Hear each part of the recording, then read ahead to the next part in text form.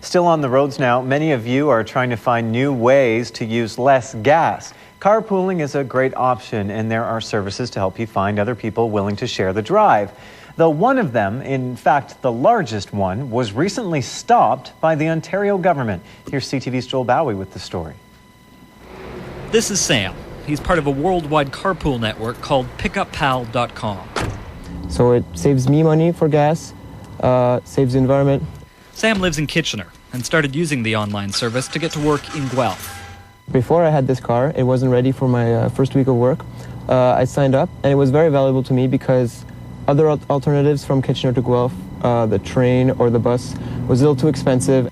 Now, though, he's driving alone because 2 weeks ago, the Ontario government shut the service down. The move follows a complaint from a bus company, Trentway Wagner. It alleges that some of PickupPal's drivers were collecting fares, essentially gas money, and they were doing it without a license, which also means they were breaking the law. The Ontario Highway Transport Board agreed, fining PickupPal.com $11,000. We didn't set out in Ontario to break an antiquated carpooling law. What we did was set out to build a global service that the time is right for. Connecting users traveling the same routes but in different cars, whether that be to work or a hockey game.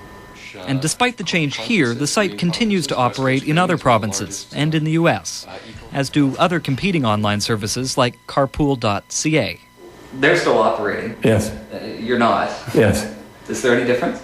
No, when you go down to the letter of the law, which is if you're arranging a carpool, connecting people for the purpose of carpooling, and they are breaking any of those four requirements, we're all in the same boat.